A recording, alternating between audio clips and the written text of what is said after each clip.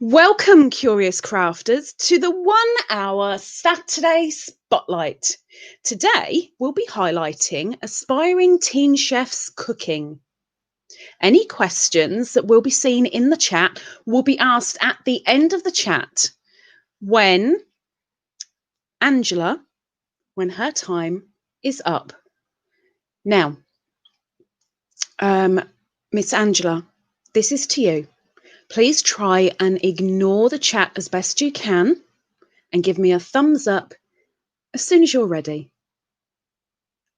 That thumb is up and up she comes. Hello, Miss Angela. Hello. Now I'm just going to double check before I get you started, as it were. I mean, I'm not going to get you started, but I'm just checking in with my mods. I just want to make sure we're all here. We are. We're in. Jolly good. Welcome in, Miss Angela. I will be calling you Angie here and there, but Angela seems very professional right now. I've got my rolling pin. There you go. See? And my whip. Brilliant. I'd like some whipped cream, please. Sure. Give me 5. Okay, Miss Angela, if you are ready, I will start the 1 hour stopwatch. Perfect. Let's go. Angela, what inspired you to start a YouTube channel? Well, I homeschool my kids, and I was looking online for my son to see cooking courses for him, and I couldn't find any that were not like taking a piece of celery with some peanut butter and raisins. It was all like kindergarten level stuff. And I had been a caterer for 15 years. So I thought, well, why don't I do it? And then the thought just kind of evolved with my kids because they're always interested in being on YouTube. So they said, why don't we start a YouTube channel? And that's what we did. And we decided to offer cooking classes online free so that kids who maybe have working parents who've never been taught how to cook could learn how to cook. I've got to say, peanut butter, celery, raisins doesn't sound all that nourishing to me. It's called ants on a log. And I don't know, here in Canada, in play school, they make that as a snack one day. And it's actually quite gross, but the kids like it. So when I was looking at the courses, it was all stuff like that, how to cut up like veggies and dip. And like there was no real cooking. And since my son is 13 at the time, we wanted to have something that was a bit more comprehensive so that they can actually learn how to cook when they move out. I mean, he's got like 4 to, 7 years and he's going to be gone. He needs to know how to make something other than ramen noodles. What's wrong with ramen noodles? They're delicious, but you can't live on them. Give him a couple of celery sticks and the ramen noodles. He's set for life. Yeah, it can get a little tedious, though, eating the same thing all the time. So I just wanted to, my whole goal, I guess, with homeschooling, with starting the cooking channel, with teaching my kids how to cook, is to prepare them for adulthood. And you need to cook to do that. Everybody has to eat. Well, some people. So with regard to your cooking skills, you said you were a caterer before. With regard to your YouTube channel now and the cooking that you do now, do you end up doing any sort of sales within that category? I'm not sure I understand what you mean, sales within the category. Do you do like bake sales, or do you still do a little bit of catering on the side, or do you do cooking lessons as an example? No, I don't, not right now. My kids are still, they range in age from 5 to 14. So no, I don't have time for that. And plus I homeschool, so which is a full-time job. We actually where I'm at right now is in my classroom, because we had a bit of a disaster weekend and my internet wasn't working. And so I just got up here on time. And I don't know if you've ever watched my channel, I've mentioned a few times our house is for sale. and I got a call from our realtor, and there's like 3 people who want to come see it today. So I had to like finagle and say, well, I have this live stream today. I can't do it until at least 2 o'clock. So yeah, it's been just one of those weekends where you want to like scream and run into the night. I'm sorry. I'm sorry. No, it's not you. I'm sorry. It's not you. Honestly, it's just everything's happening at once today. So, but you know what? This was important for me to do this because I want to support your channel and you're trying to help me, and I didn't want to leave you hanging. So I told my realtor, look, I got this live stream to do today. It cannot be interrupted. So here we are.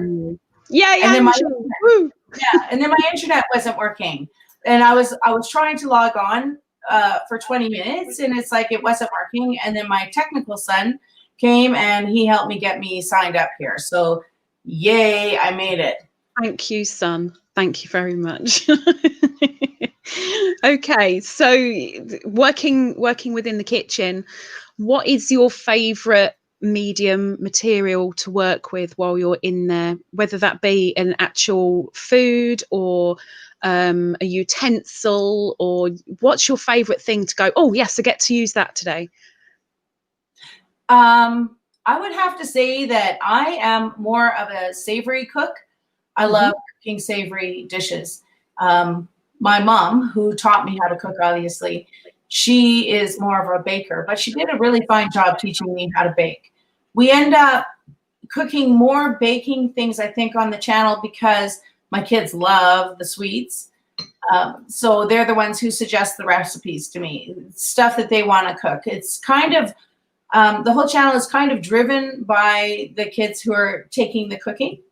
And, but I'm a savory cook, and my absolute favorite thing to cook in the world is roast beef, Yorkshire pudding, mashed taters, and mushy peas. So that's like my favorate meal. And just repeat the peas back to me. The what peas? Mushy peas. I love the way you say it. Sorry.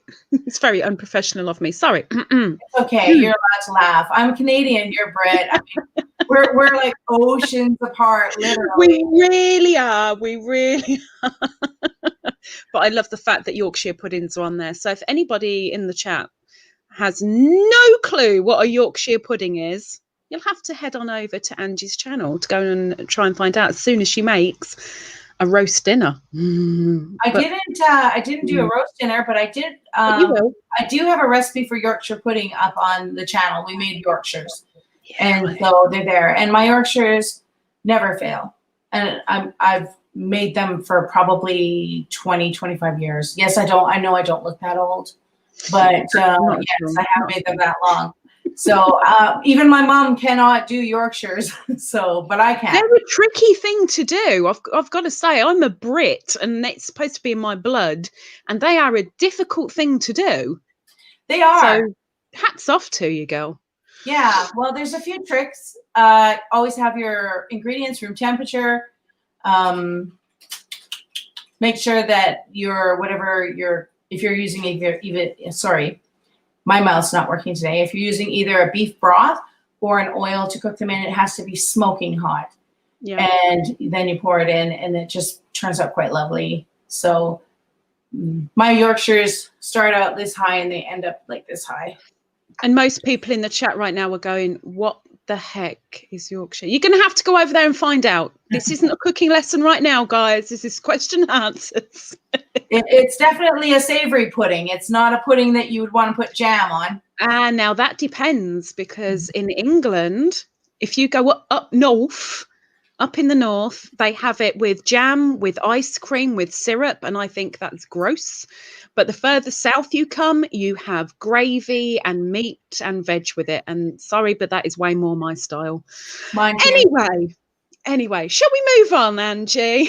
Sure. What would you say is your crafting strength? Again, savory dishes.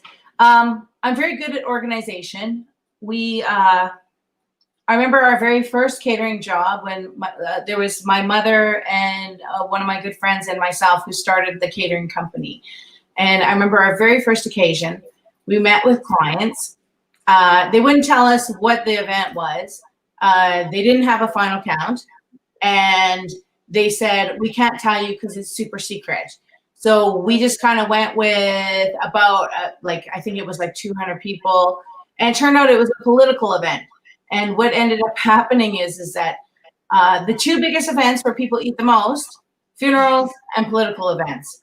And so we actually had another job for the next day. We ended up using all the food for that event and the food for the next day. So because they ate like horses, there was about 200 people. And so it gave us a very fast lesson on get organized or get out of the kitchen. I think it's a good way to be if you're organised. No matter who's doing it, what craft. If you're organised, at least you can get your hands on what you need straight away, rather than running around going, "Where is it? Where is it? Where'd I put it?" Organisation's a very good key. Yes, well done. And I'd have to say as well that we learned another valuable lesson: clean as you go. Because when an event is over and, you know, everybody's fed and watered and they're feeling good and they're dancing, they're having a good time, you don't want to spend 12 hours in the kitchen cleaning up everything. So clean as you go, be organized, and guess what? Everything goes fine. And it was a bit of a hiccup, but we did it for 15 years. My mom got ill, and one of our other partners, she left because she had family issues. So I found it too difficult to do it by myself, even with staff. So we ended up kind of closing up slightly. We were working in different schools around where we were living. And we ran canteens for the kids.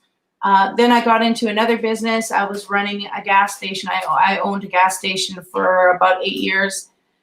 And then me and my husband started adopting children. So that kind of like put the final death nail into the catering.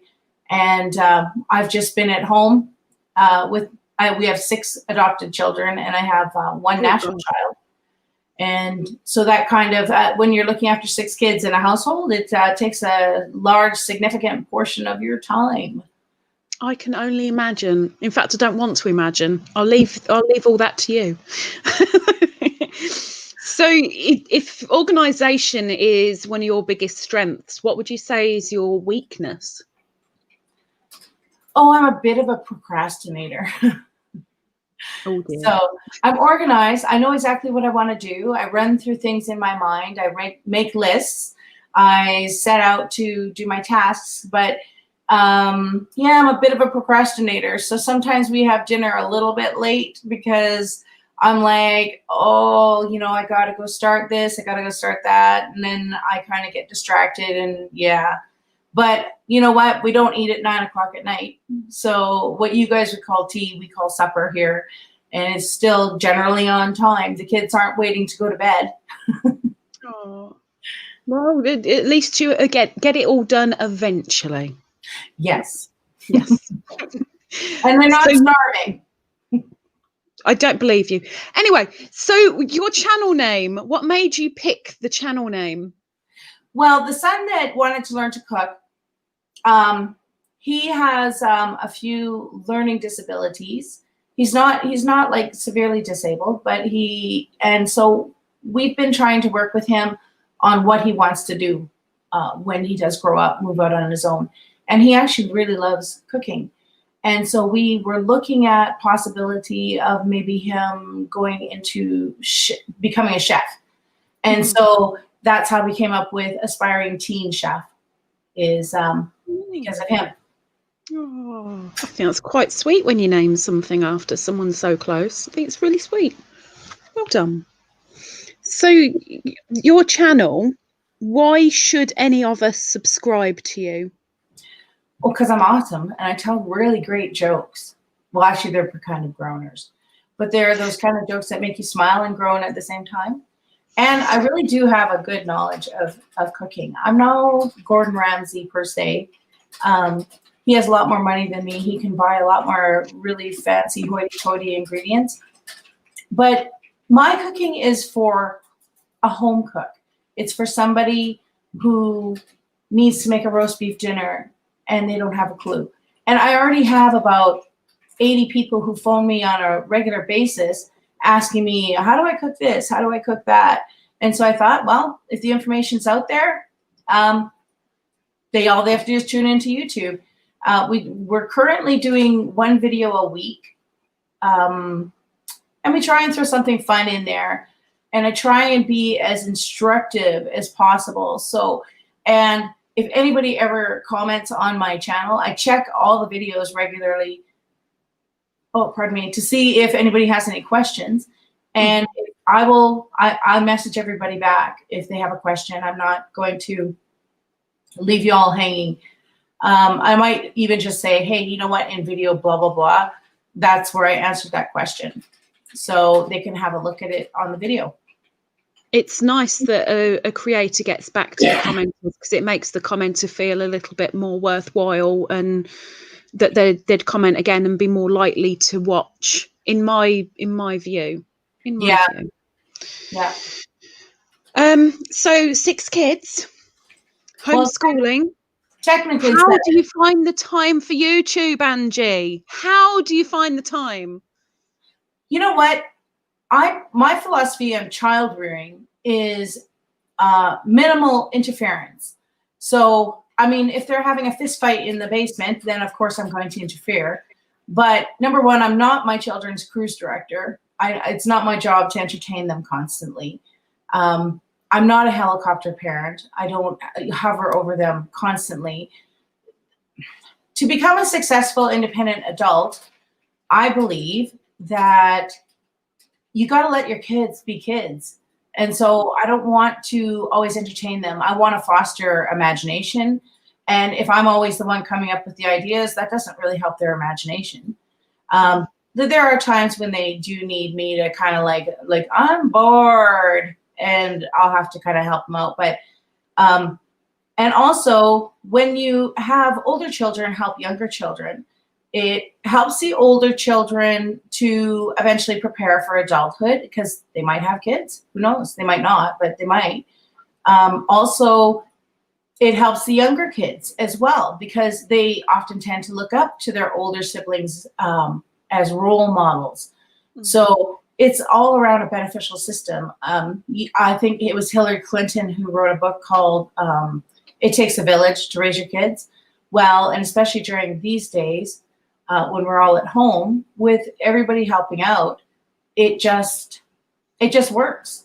And so I get time and to kind of have me time, and also they go to bed and then I have my me time. So, and I also get up really early in the morning so I can have a couple hours in the morning before they get up. So I'm up at 4:30 our time, and I usually go to bed about 9 or 10. So I have 3 or 4 hours a day that is just for me. I think that's quite selfish of you, really. I know. I'm an awful person, aren't I? Very. I don't even know why I've even got you in here. Anyway, what would you say was your biggest failure, whether that be with a certain video that you've done on YouTube or cooking in general?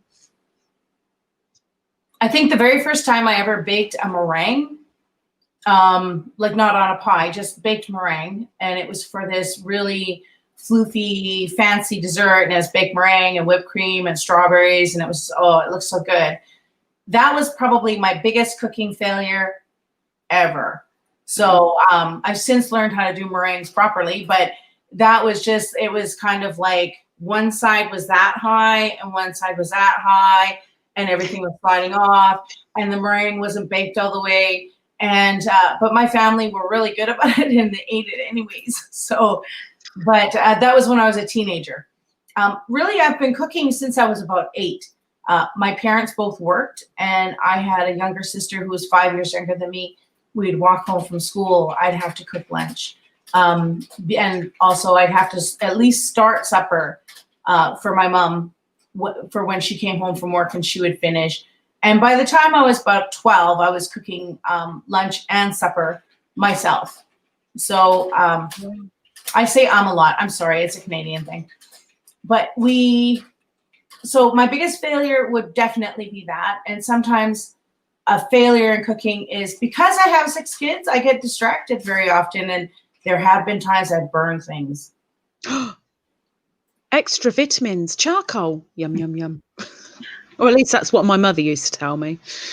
If that was your biggest failure, what do you feel was your biggest success? Again, whether that be regarding YouTube itself or whether that's cooking, that's down to you.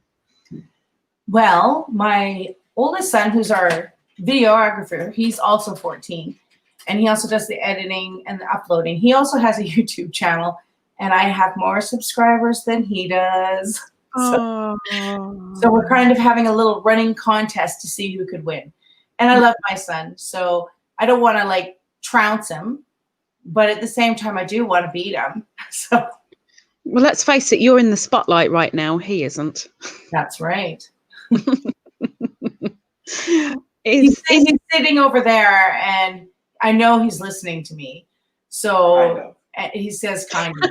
And I can feel daggers coming into my head. Like, you've got to ignore the audience, Angie. Ignore the audience no matter where they are. I'm not even looking at them, but I can feel the daggers soaring into my brain.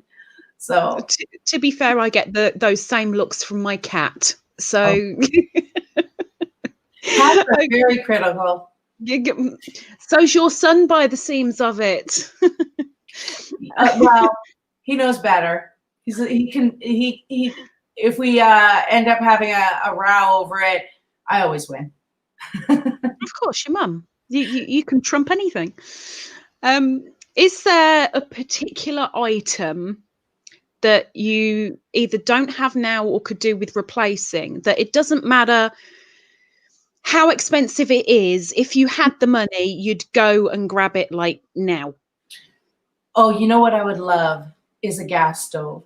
I have electric right now, and gas stoves just cook so much more beautiful than your electric stoves.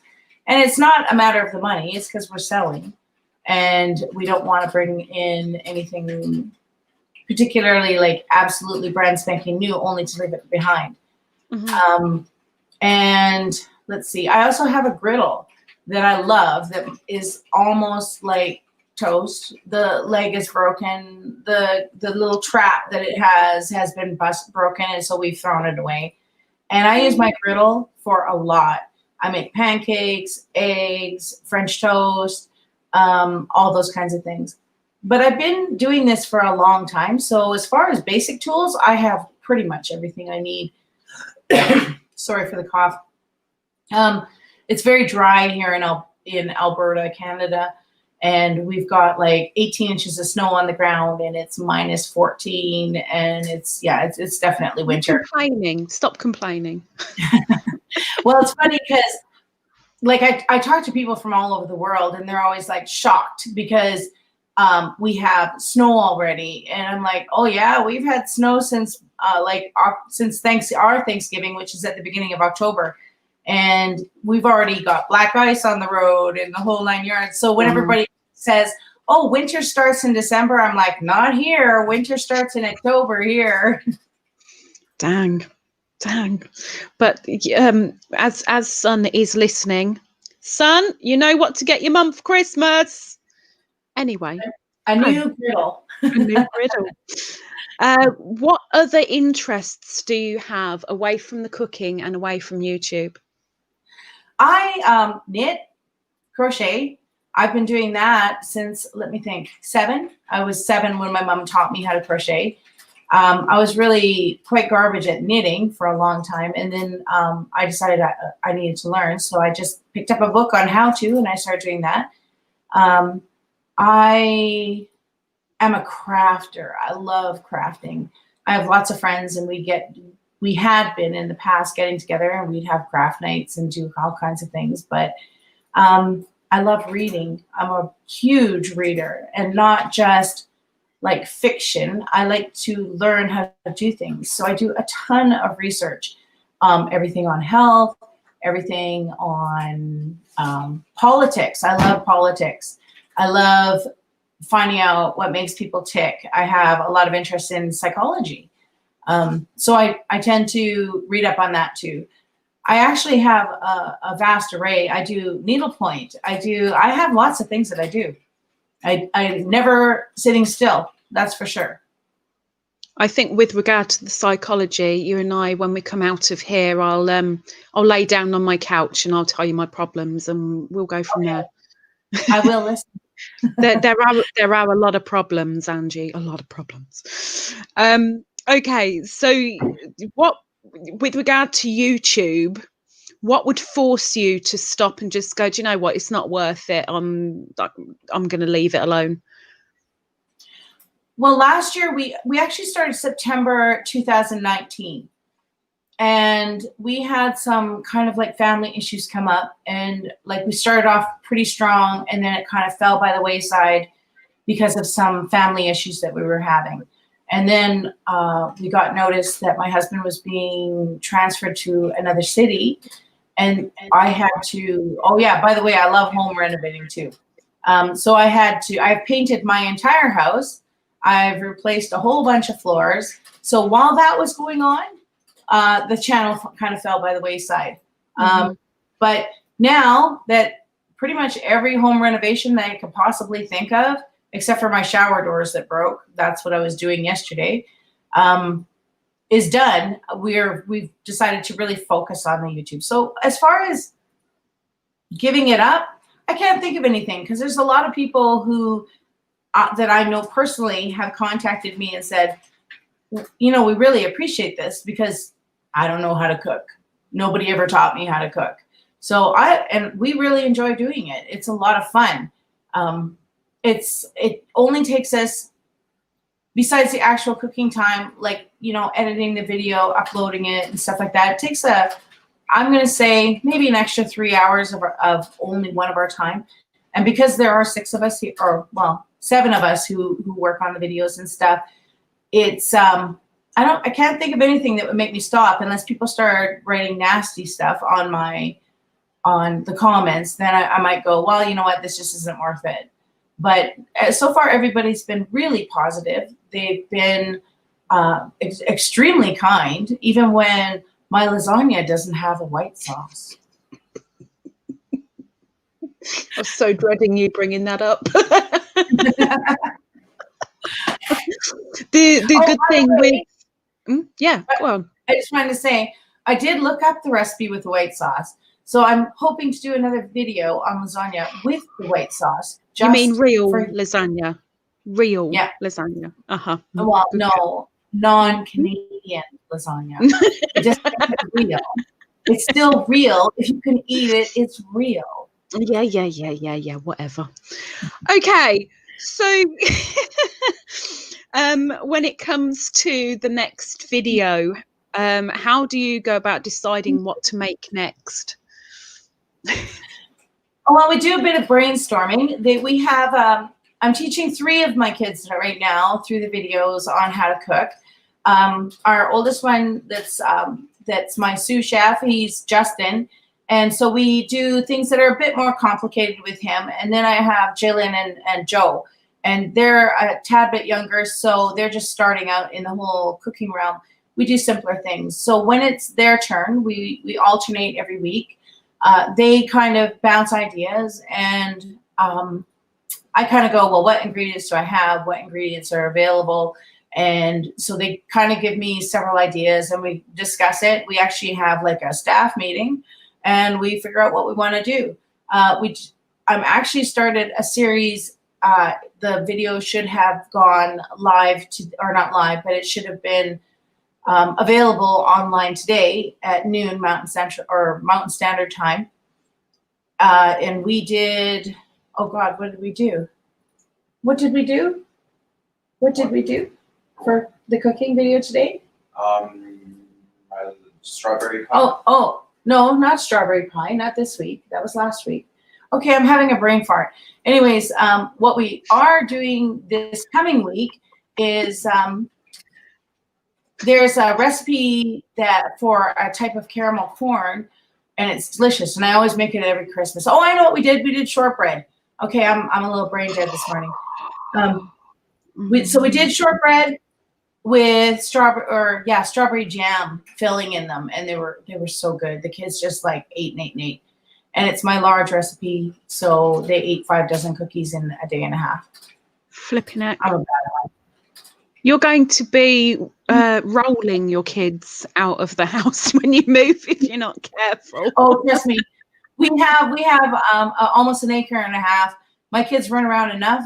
None of them are fat. They're all like skinny. I'm the only one who's got a little bit of spare change here. Insulation. So, it's cold out there. You need some insulation.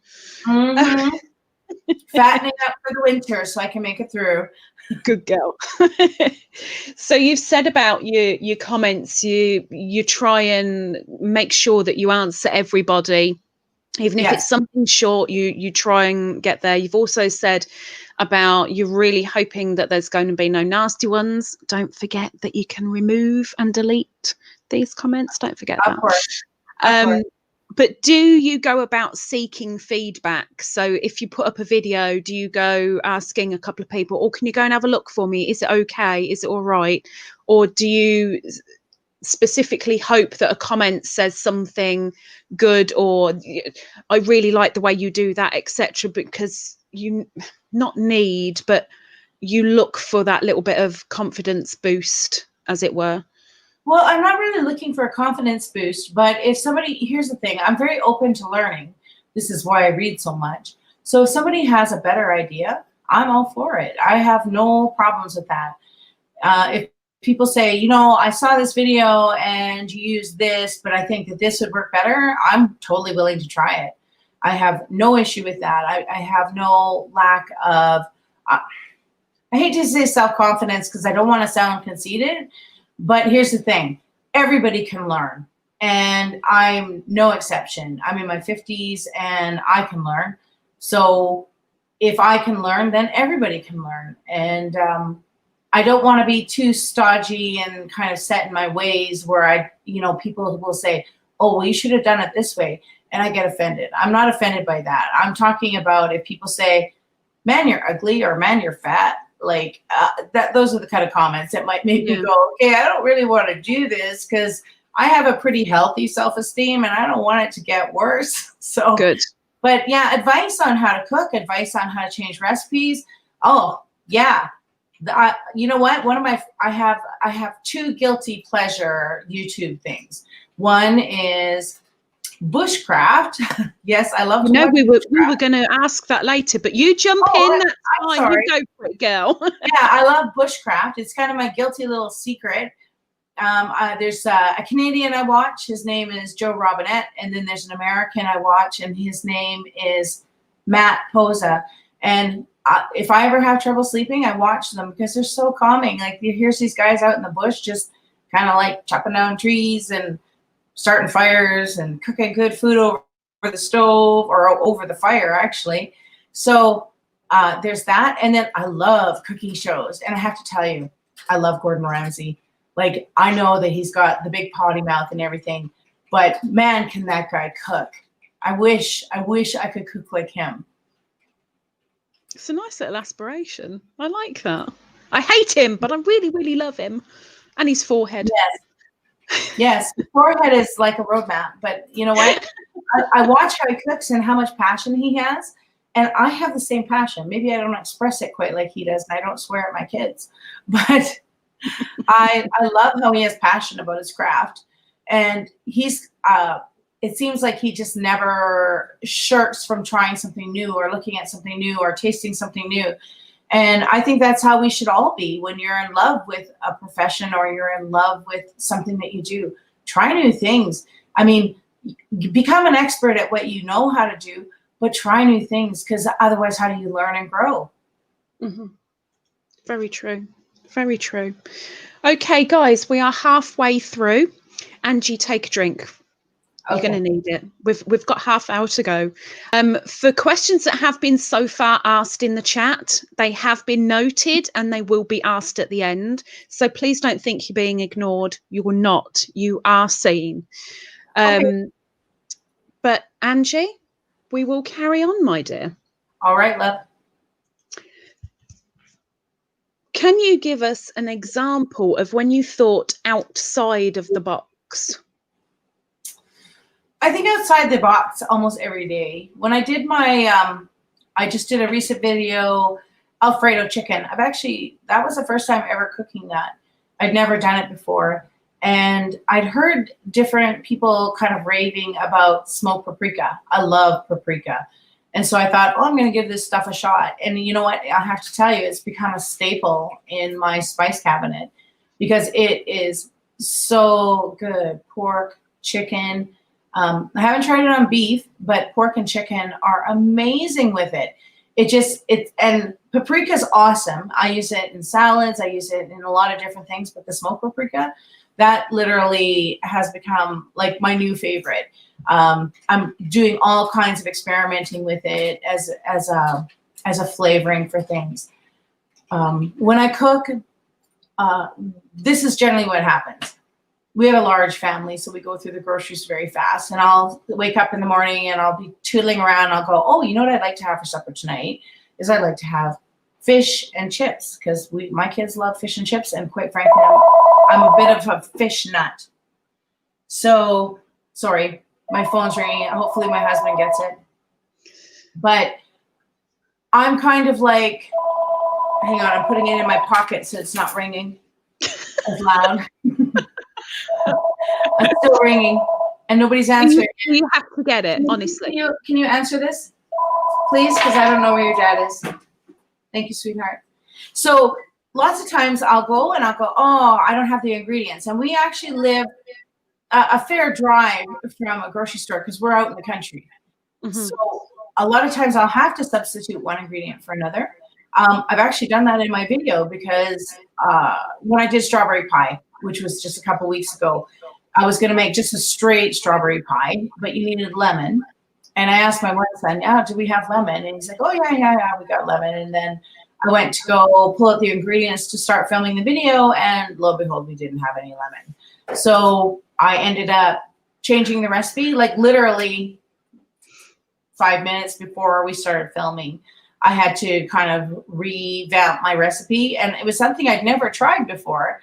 And honestly, that truly turned out to be one of the best pies I have ever eaten in my life. And I'm a lemon meringue fan. I eat lemon meringue like crazy. And that strawberry apple pie, oh my goodness, it was so good. I think I had mentioned in the video a couple times, I need smell-o-vision because you guys would all be lining up at my door for this pie because my house just smelled like fresh strawberries, and it was the tastiest pie I think I've ever made. I've got to say, watching that particular video, I was sat there going, don't eat any, you're diabetic. Oh my gosh, all the sweetness in that. Oh, it's got to be lovely. And she's diabetic. So I have insulin. She's like, yeah, well, you know, what will be, will be. Will be.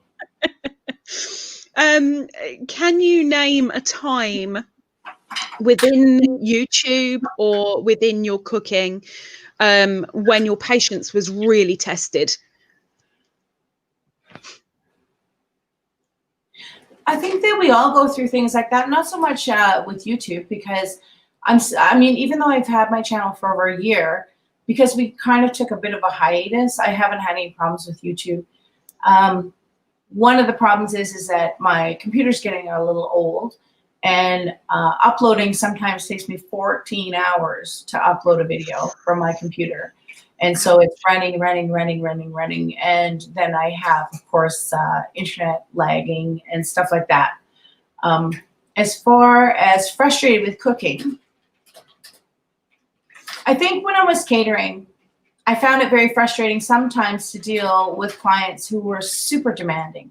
I had a high school reunion when one of our events. So I had promised that I would go to the event early in the morning and I would do up all the prep for the other two cooks so that when they came in, prep was done and they could just cook.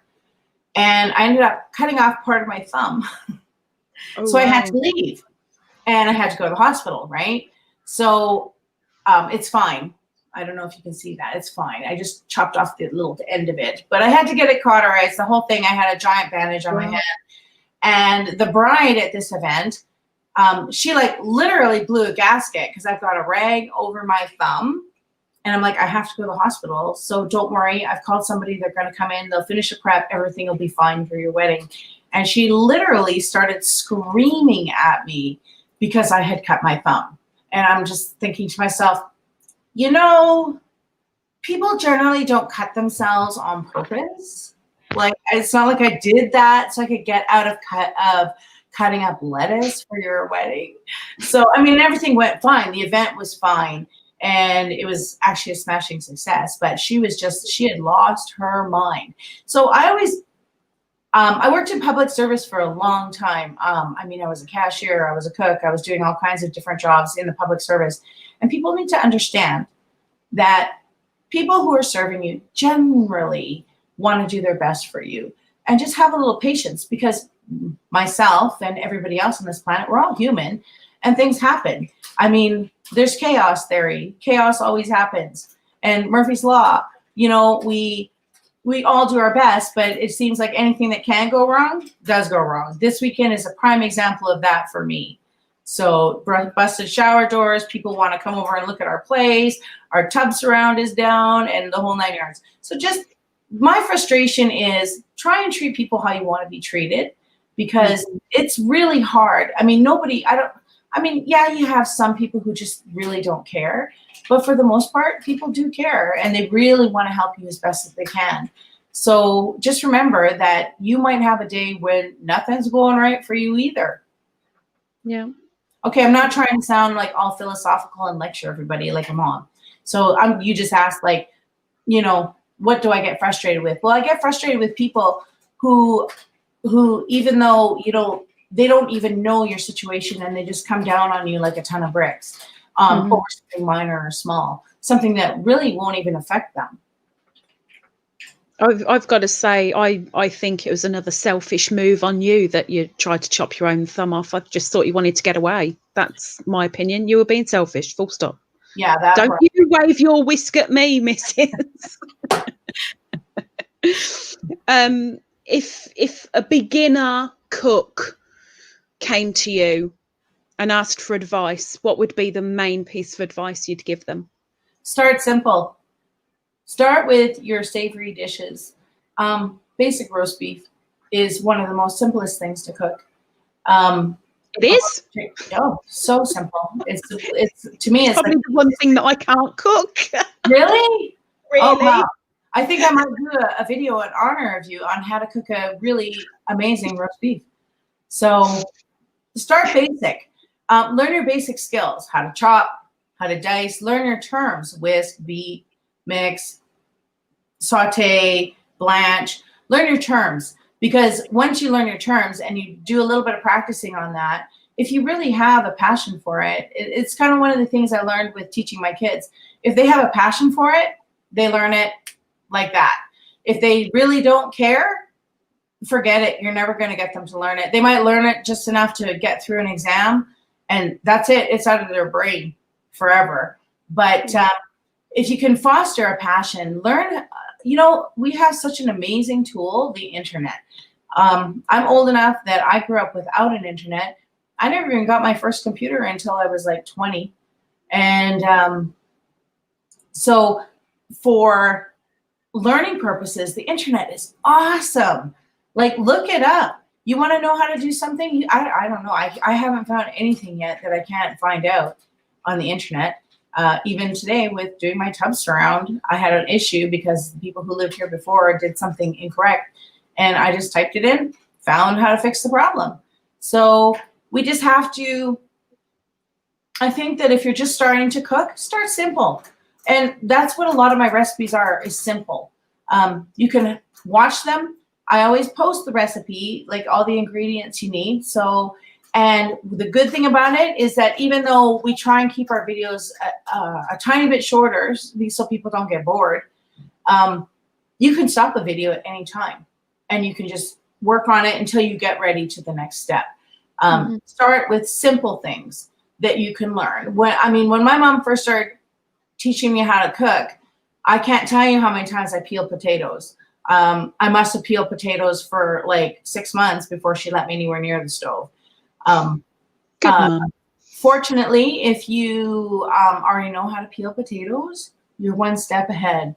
So start with your simple stuff. Start with your veg. Start with cold things. Try and stay away from the ramen noodles because they're really bad for you. Good job we don't have them over here then, isn't it? Yes. Oh, that's not true. I've seen lots of British TV and they always talk about these noodles. So we won't talk about that. They're not as bad as over there. All right. Okay. Next question. Next question. You've already touched on this, but I want one answer and one answer only. Okay. What is your favorite one YouTube channel and why? Doesn't have to be cooking related. It's just purely your go-to YouTube channel. One. Anything Gordon Ramsay. Well, that was quick. I wasn't expecting that. You mentioned 2 others before, and I'm like, I've got to go find them. But anything Gordon Ramsay. Yeah, I love Hell's Kitchen. I love the pressure that he puts people under. I mean, I would never do that to my kids, but I would love to be in that situation where I'm like under pressure, produce. I'm a very high pressure person. I love being under pressure, and I perform the best when I'm under the highest pressure. And so I love watching high pressure situations. And his kitchen nightmares and his cooking. I just love. Okay, I'm not in love with Gordon Ramsay. I have a husband. I was starting to wonder, Angie. I was starting to wonder. But I love his passion, like for cooking. And I have to tell you, I've always loved. So I'm old. Back in Canada, when I was a teenager, we had this Chinese guy who had a cooking show called Walk with Yan. And I'd come home after school and I would watch that show, and I was like 9. And I've always loved watching cooking shows. So I watch cooking shows. My absolute favorite channel, I'd have to say right now, is Matt Posa in his. See, she's given 2 answers. Did anybody else notice that? 2 answers when how many times did I say one only? She gives 2. Gordon Ramsay, that's it. I'm going to shut up now. I mean, I know you're in the spotlight, girl, but you listen to your interviewer. I will listen later. I do ramble a bit, don't I? That it's fine. It's your time. Honestly, it's your time. Okay, so I have to ask, although I'm pretty sure you've semi-touched on this anyway, but what can we expect to see from you in future videos? Well, as my kids get older, we're going to be doing way more complicated things. We've done some complicated things, but we're going to get a lot more going in that direction. It will take a while. I'm still working on basics. I actually started writing a curriculum last year, and then everything kind of got put on hold. So I've got almost a first-year cooking level curriculum written out, and I'm probably going to e-publish it within the next 6 months. It can be complimentary along with the videos if anybody's interested in it. We also will go up the levels. We have to start simple. I mean, with new cooks, you don't want to start with souffles or a cheese souffle or a decadent chocolate souffle. We want to start simple. Yeah, I know. Oh, I love souffle. But actually, my very, very favorite is creme brulee. And I love creme brulee. And I will eat that every day, all day long, and I never get sick of it. When I was in Paris, I just loved eating that because they make it so good. But yeah, I think that we'll just get into more and more technical and difficult things as we go along. But at the same time, we're going to be throwing in easier stuff because I still have 2 more kids that are coming up that want to learn how to cook. They're just a little young. One is 5 and one is going to be 8 right away here. So we're going to wait a little bit and we'll start with her again. And we might end up redoing some things. My puffed wheat square recipe, it was my very first video, and I had no idea how to publish to YouTube. I had no idea how to do anything. I was just winging it. And so I used an editing program, and I uploaded this video, and then I start watching it on YouTube, and it's got this giant watermark across the screen.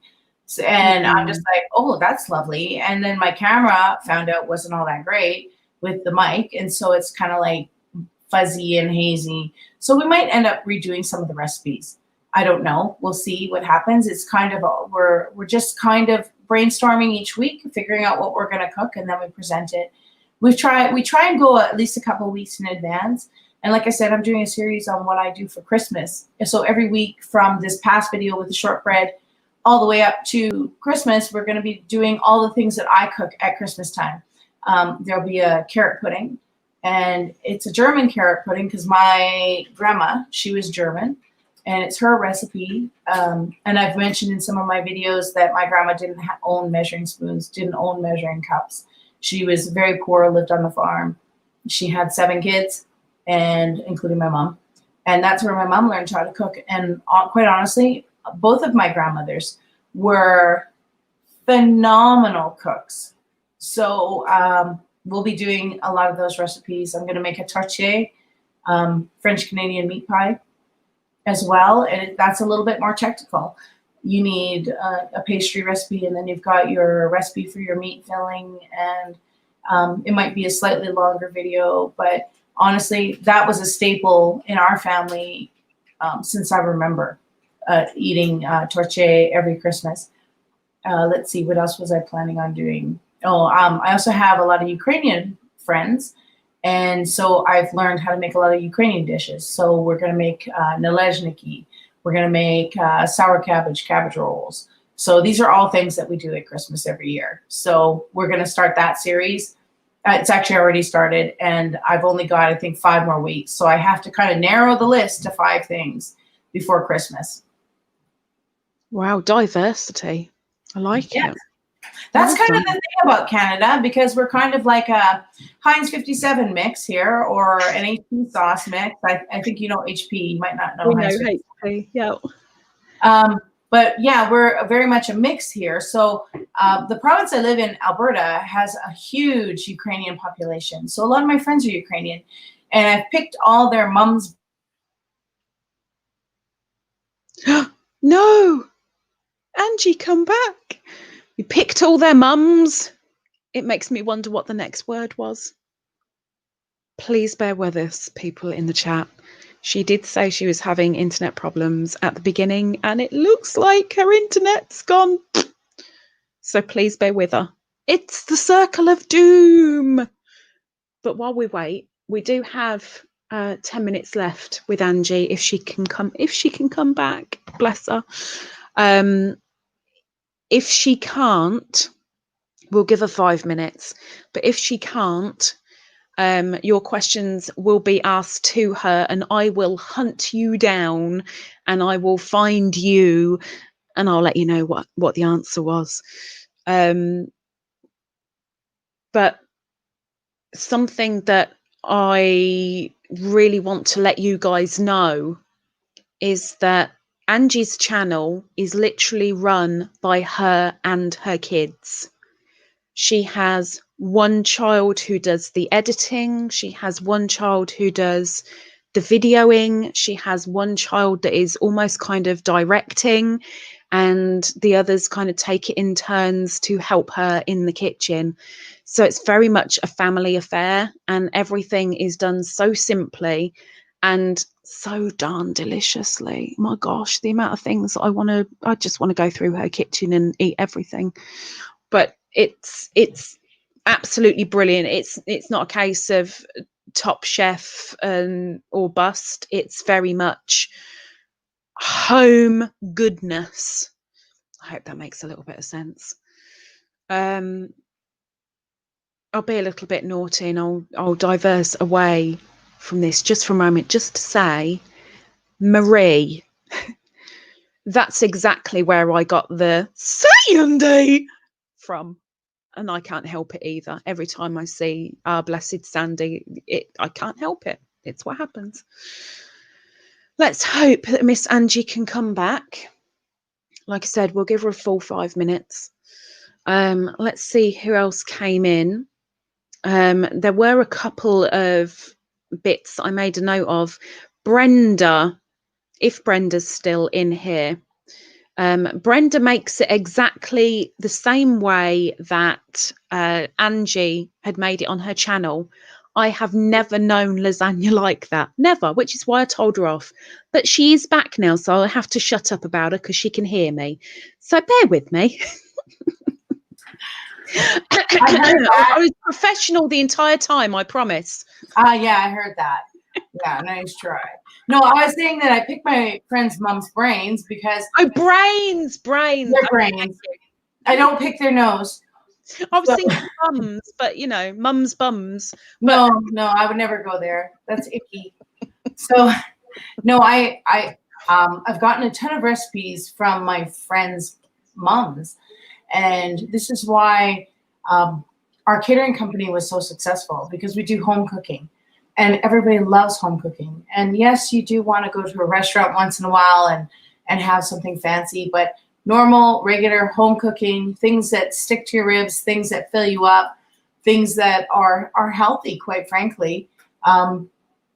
That's my style of cooking.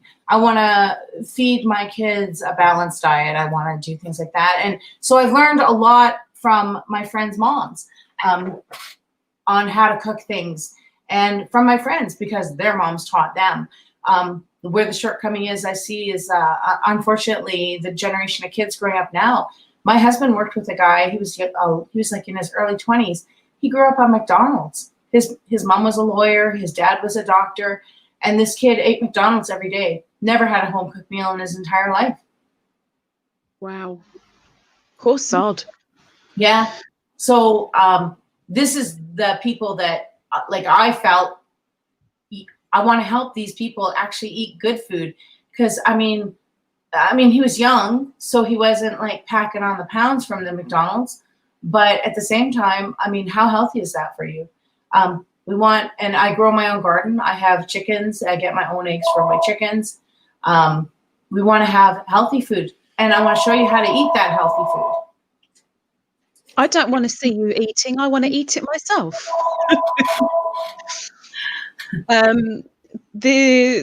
We've got literally 7 minutes left. Yes, I did pause it when you ran away from me. That's fine. Yeah. We've got 7 minutes left. Regarding I'm going to go with your kitchen, because we all know that's going to be your craft room. What was your biggest expense for your craft? Oh gosh. I can't really say. Well, you know what? Actually, I will tell you. Pans, like not frying pans, but things like cookie pans and stuff like that. My stoneware. I love my stoneware. It makes the most amazing cookies ever. I always, when I first started cooking, all I had was like the tin type metal cookie sheets and baking sheets, and I've switched over to mostly stoneware.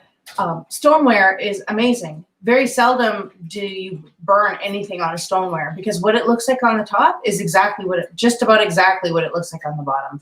So unless you go have a nap and you leave your cookies in the oven for 3 hours, you get nothing burnt, and the heat is evenly distributed. So it doesn't matter whether your cookies are on the sheet in the back of the oven or in the front of the oven; they all turn out uniform. It's been about 20 years since I've been using these stoneware sheets, and they're awesome. And I forget what your original question was. So, what was your biggest expense? But it's your stoneware. Stoneware, yeah. Yeah. Well, it's something that I've never looked into. Copper pans, yes, and I know how expensive they are, and that you've got to get them treated on a regular basis.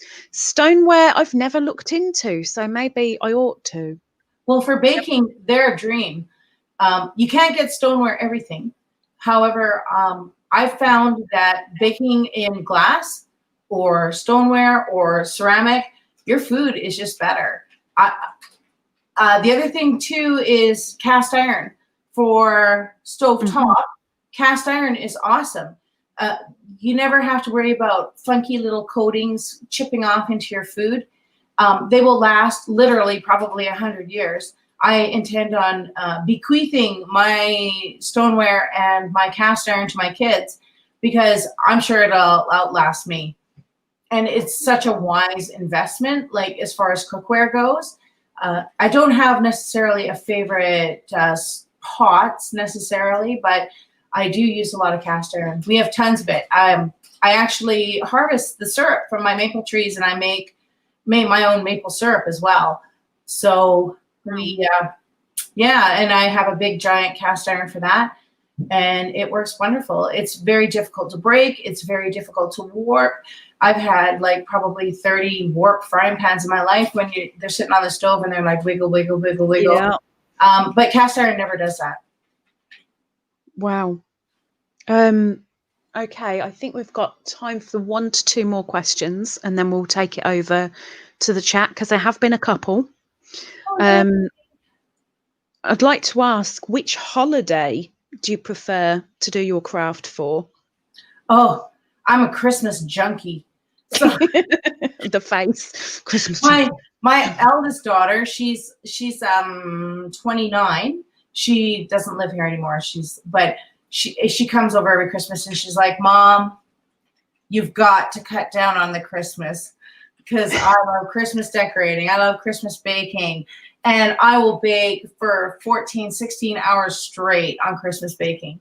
I just adore it. I love Christmas. Everybody's happy at Christmas, like at least the ones in my sphere. I know that they need to come over to your side. Everybody loves Christmas here. We do, or we have in the past, we have like 3 major holidays that we kind of do here. We have the largest house out of everybody in all the families. So we always do Easter, Thanksgiving, and Christmas. And I plan out and execute Easter and Christmas. And I have to tell you, Christmas is my favorite. I just love it. I love decorating. I have way too many decorations. I love baking, and I love everything about the Christmas time season. And it's like, it seems like people at least try and be nicer. So it's just making me wonder, which is a little bit slightly personal, and I shouldn't be asking this right now, but I'm going to. Does that mean that you've already started decorating Christmas-wise around the house, or are you refusing because of the move? Well, it's not that I'm refusing because of the move. It's because to declutter, we rented a storage unit, and I sent all the Christmas stuff to the storage unit, and I haven't managed to convince my husband to get it back yet. So our listing actually expires the end of this month, but it sounds like we might be getting an offer this weekend. I don't know. If we do, then that's awesome. Then I get to set up my Christmas stuff in a new place. So fingers crossed. Fingers crossed. Fingers and toes. And toes. Well, I'll think about that one. Okay, so the last question from me, and I really want you to, because I know the answer, but I really want you to sell this bit. Be prepared. She's like, give me a drink. Wondering if there's whiskey or something in there now. Do you involve children in your craft? Oh, absolutely. Cooking is a skill that really, unless you're filthy, stinking rich, everybody has to do. My kids are a huge part of this. I started the whole channel because of them. I started doing the cooking program because of them. I have 3 that are cooking with me on the videos. My oldest son, he does all the videography. He does all the editing. He does all of the uploading. I started out with me doing it, and I was kind of clueless. So I don't know if you can tell, but my quality has gone up a little bit because he does it. He's kind of a computer little whiz. So this is why that in itself is another reason why we decided to do the YouTube channel, is because I have one son who his talent seems to lie in cooking, and I have another son who his talent seems to lie in computers and stuff like that. And they both have all these different interests. And to me, this was a great way to incorporate both so that they can get a lot of hands-on experience. It's great to take courses. I have nothing against that. But at the same time, nothing beats doing. So yeah. Does that answer it? That answers it. Thank you very much. Okay, that's enough from me. You can now go woohoo if you like. That'll work too. So for my questions are done, and thank you very much, Angela, for answering. Well done. And thank you so much for asking. Well, we're going over to the chat now. You've got a couple of questions from the people that have been watching. Okay, so, the hard part. Well, you know, I mean, don't worry. There's nothing personal. Well, there might be one or two, but they don't want to know what my underwear size is. That's what I generally say to people. I'm like, don't worry, I'm not going to ask you knicker size. Okay. Yet. Okay, so our first question comes from David Browning, who asks, do you do special holiday episodes? Yes, actually, we are doing special new mouth. We're doing special holiday cooking, actually, starting the video that just uploaded today, or that just premiered or whatever today. I'm doing all my favorite dishes from now until Christmas.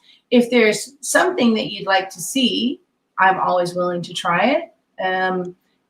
If you can give me a bit more information about what you mean by Christmas, special Christmas, like, do you want to be at our dinner table? Because I could do that. I'm the interviewer. I don't get an interview. This isn't the first time. People just ignore the interviewer, go straight to the person in chat. You're welcome round anytime. And I'm like, hello, I'm here. Come on. If you can get here, you get with us. I'll wait for David to come back to find out, because he is still around, bless him. I'll find out if that has answered his question. If it hasn't, then I will, you know, I'll bring it back up. Craftsy Wendy has asked, have you ever thought of doing a cookbook? Yes, actually I have. And the curriculum that I'm writing for this course, it's more for young adults or teens. And it actually includes all the recipes of every video that I'm doing. So if you ever want a recipe, yeah. And I plan for right now anyways, I'm going to be doing 3 levels of cooking for young adults, basically meant for the last 3 years of school. Here in Canada, that's grade 10, 11, and 12, wherever you are. Yes. And I've actually thought about doing a family cookbook, because my sister, she's an amazing cook too. And I would like to include some recipes for my family and from some friends, because I just know so many people who can cook so well that I really want to be able to put those recipes out there, because they're all things that we just adore. But for right now, it's going to be the school curriculum. And like I said, once I get it published on ebook, you can get it, and you can just use it. All the recipes that I love are all in there. I think it's a lovely thing to bring in family traditional little recipes here and there, because it's proper home cooking. It's not something fancy schmancy from a restaurant that you're never really going to cook. It just looks good in the cookbook. So I think it's a really good thing. We all know the answer to this, I'm certain, but Craftsy Wendy would also like to know, please, just to get it confirmed, if you could cook with any celebrity chef, who would it be? Oh, geez, I wonder. Let me think. Gordon Ramsay. Oh, really? I really wasn't expecting that. Flipping heck. we actually, there was a radio station here. Gordon Ramsay was coming here, God knows why, but he was coming here, and the radio show had a contest And if you won the contest, Gordon Ramsay would come to your house and cook. I never listened to this radio station. I just heard about it. I started listening to the radio station with music I totally hate. And I was entering that contest every chance I could get, because I was like, and I said to my husband, I said, I'm sorry, but Gordon Ramsay, if I have the chance, he's coming here. Too bad about you. Sorry. No. And it's not like I'm in love with him. It's just that I want to eat his food. Uh-huh. I'm sure that's, yeah, we won't go. Anyway, so, all right, then. So it's Gordon Ramsay. Right. Now, Marie, I am so sorry if I pronounce your surname incorrectly. I'm so sorry. But you are still here and you can tell me off if I get it wrong, by all means. So, next question is from Marie Chavez. I hope that's right. She has asked, who are the aspiring teens? There's my oldest son, Jaden. He is 14. He's the one who's my computer whiz. When I had some technical difficulties and I kind of flipped off there a little bit ago, he was the one who helped get it back up. So I'm just so thankful for him. Then there's Justin. He's my first aspiring teen chef. He's also 14. They're 6 months apart. He is the one who really does love to cook. And then I have my next son is Josiah. And yes, they all start with J. I know I'm a weirdo, except for our first daughter. She's Grace. But all the rest are all J's. So Josiah, he is 12. And he just started wanting to learn how to cook. And actually, he's starting out to be kind of a natural, which is really awesome. And then there's my second eldest daughter, Jaylin, and she is 10, and she wants to learn how to cook. And it's really funny because once I started going through the stuff with them and teaching them stuff, they're always like, can I do supper tonight? Can I make lunch for the rest of the kids? And they're very much into it. They're very much hyped up on the whole cooking thing, which makes me happy. Like I said before, we all got to eat, and it's better to eat good stuff. Very true. Right, I will give the people in the chat 2 minutes. If you have any other questions before Angie runs away to go and sell her house, please let it be known. You have 2 minutes from now. Otherwise, we will close down. Go for it, Angie. Go. I was just going to say, I forgot my two youngest. Now, they don't cook yet because they're too young, but there's Jeanette and James. And they are our official tasters and approvers. So they always get to taste everything and let us know whether we did a good job or a bad job. So far, no bad jobs. But if we ever get one, honestly, they're young enough. Expect them to be brutally honest. It's always good to be honest. I think it doesn't matter how you answer it, as long as you're honest, you go for it. Mm-hmm. I'm sure there was something. I'm missing a question. I'm almost certain of it. There was one. Now let me get her name correct. Otherwise, I don't even know if I've got Marie's right. Bless her. She didn't let me know. I'm guessing that means I got it wrong. There was one from Brenda. Oh, let me find her again. I'm so sorry, Angie. Oh, it's okay. There she is. Brendy. I'm so sorry, Brenda. Brenda D. Mac. There was a sort of a question. She only knows how to make lasagna the way you showed on your channel. We won't talk about it. But that's because she has no idea what white sauce is. Can you let her know what white sauce is, please? Well, white sauce is made from a roux. One of your basic skills in cooking is a roux. So a roux is some sort of fat mixed with flour with cream in it. And a white sauce, generally, it's a cream sauce. It's not your tomato. It's just like literally it's white. So you can add different things to it, different flavorings. You can add mushrooms. You can add chicken stock. You can add beef stock. You can add whatever into it. But it's just a basic start. So most gravies and sauces, if they're not tomato based, are start with a white sauce. So if you were going to make a gravy, and with a gravy, you wouldn't use cream. You would use a stock, either beef, chicken, lamb, whatever. And you have you melt your fat, you add some flour for thickening, and then you add your liquid and you stir it until it thickens up. And that's basically what a white sauce is, depending on what you're making. So, but it's a very, honestly, a very basic skill to have, because so much stuff. I made, no, I always slaughter this name, so I apologize. Gnocchi, I think that's how you say it. Gnocchi. Gnocchi or whatever. No, I don't know. No. I can't get my.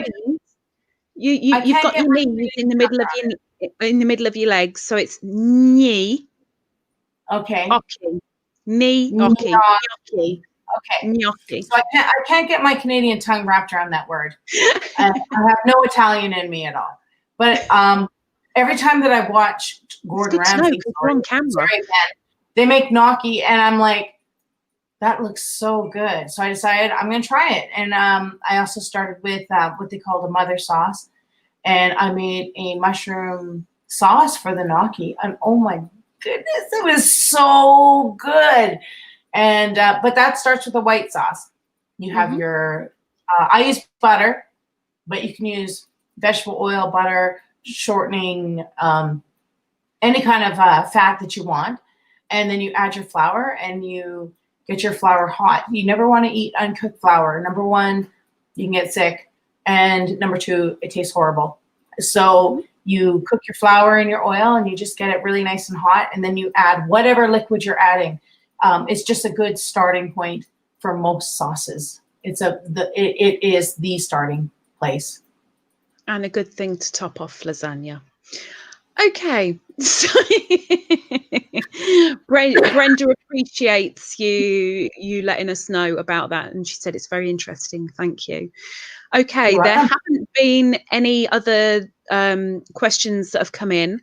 So what I will say is, everybody who has joined us, whether you have been here from the start to now, or whether you came in for 5 minutes, or even if you're watching the replay, however you've watched it, wherever you've watched it, even if you've listened to us nattering away in the background, I thank you very much for your time.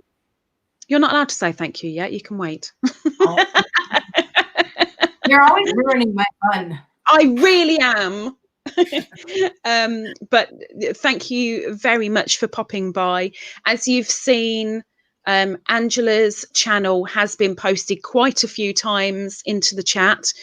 Her contact details are in the description below, and also her link to her channel. Please stop by, go and say hello, subscribe, go and make one of her dishes, and then let her know. I'm getting told off by one person, darn it. But Angie, thank you very, very much for popping along into the spotlight. And thank you for having, and thank you to everybody who watched. It was actually a lot of fun. Thank you very much, guys. I will end this stream now and enjoy the rest of your day or evening. Thank you.